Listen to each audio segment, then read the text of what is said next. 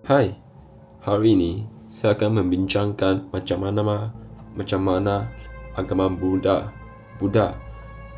boleh mendatangkan ke Malaysia dari India, dan kenapa agama Buddha ialah salah satu penting agama di Malaysia.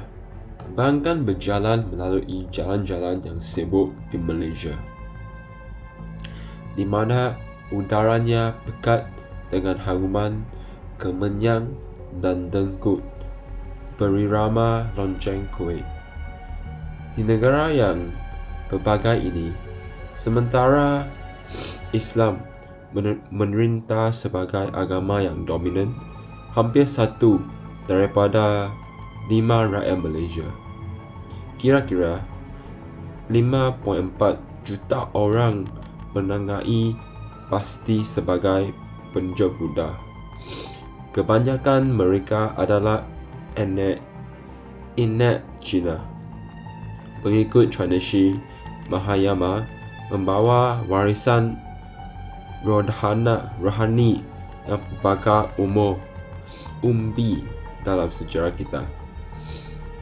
Tetapi bagaimanakah agama Buddha, sebuah falsanya yang lahir di tengah-tengah India, berubah menemui jalanannya ke pantai Malaysia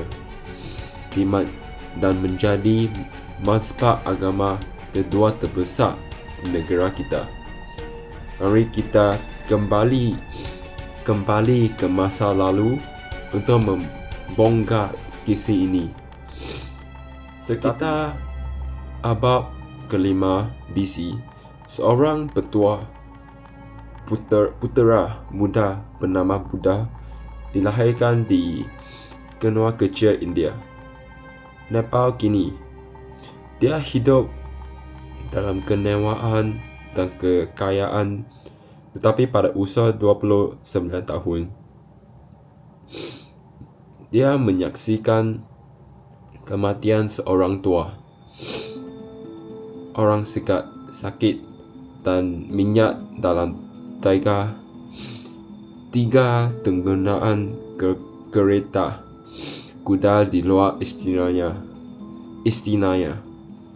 Pengalaman ini menggoncangnya, dan dia meninggalkan istinanya dan memutuskan untuk menjalani kehidupan yang beratap. Namun dia kemudiannya menjadi bahawa kuhuk yang mampu menjadikan tubuhnya lemak dan sebagainya, memilih meditasi. Ajarannya mendapat populariti, menarik raja-raja, dan akhirnya membawa kepada pembentukan agama Buddha. Ban meninggal dunia pada umur 80 tahun, dan agama Buddha telah berunjang untuk berakar di India, membentuk hanya 0.7% daripada populasi India. Walau bagaimanapun, ia telah berkembang maju di Asia Tenggara, South Asia, terutamanya di Asia Tenggara. Pada mulanya, agama Buddha ditempatkan di dataran Ganggati, tempat Buddha dan murid-muridnya berkhotbah.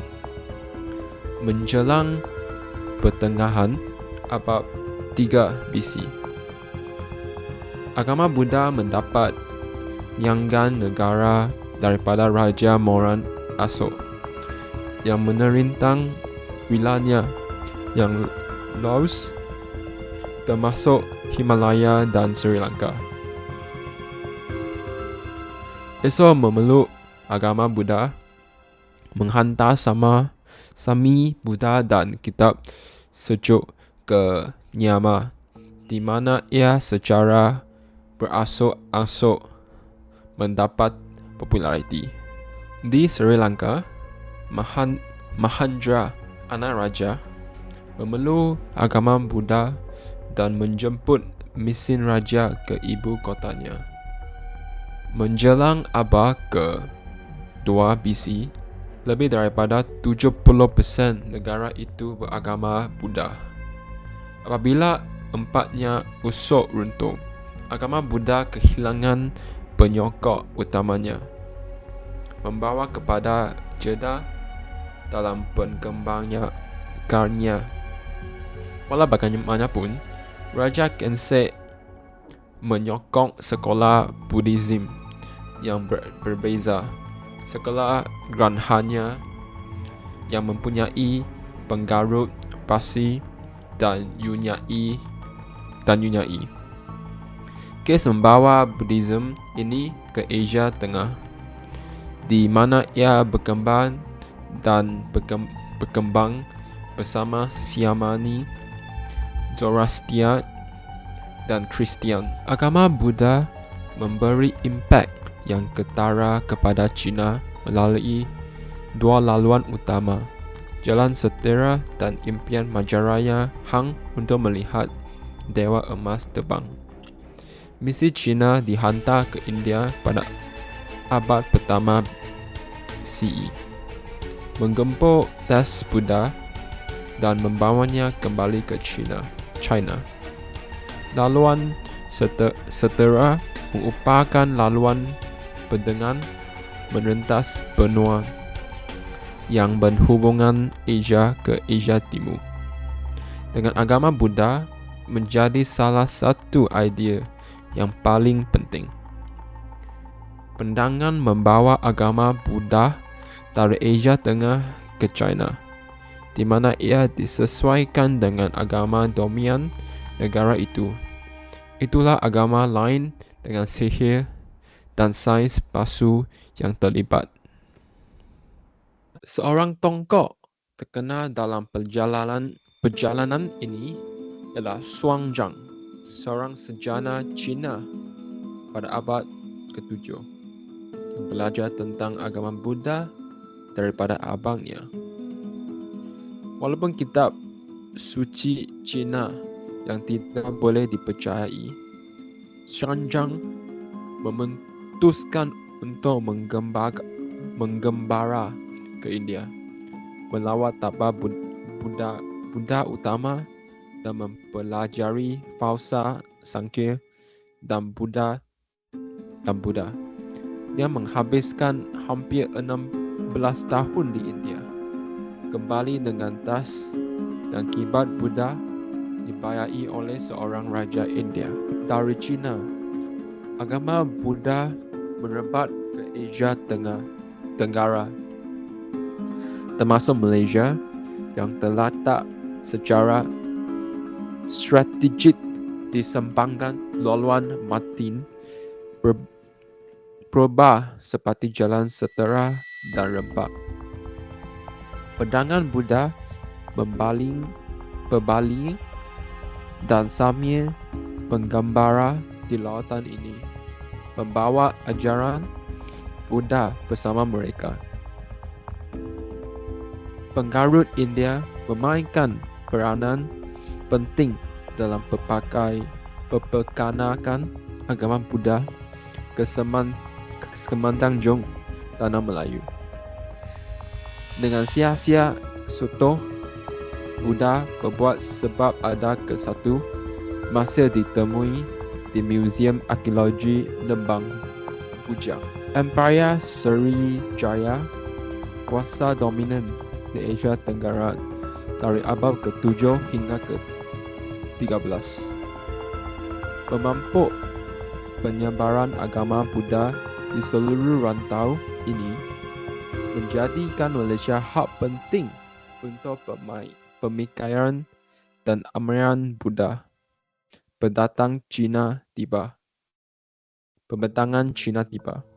Ramai yang menangkut agama Buddha dari tradisi Mahayana, membina kuil dan bira, dan memainkan agama Buddha ke dalam fabrik sosial Malaysia. Selama berabad-berabad, agama Buddha berkembang di Malaysia melalui 3 gelombang pengaruh: perdagangan India, penerokan Cina, dan era kolonial. Hari ini, Malaysia mempunyai komuniti Buddha yang pelbagai, merangkumi tradisi Cawanda, Mahayana, dan Vajrayana. Semuanya wujud bersama dan lanskap keambangan yang unik. Buddhism bukan hanya tentang sejarah tetapi juga tentang perjalanan ke arah kedamaian dalaman, usaha untuk mencapai nirvana, kitara karma, dan melarikan diri semasa samsara. Inilah presentation saya. Terima kasih untuk mendengar.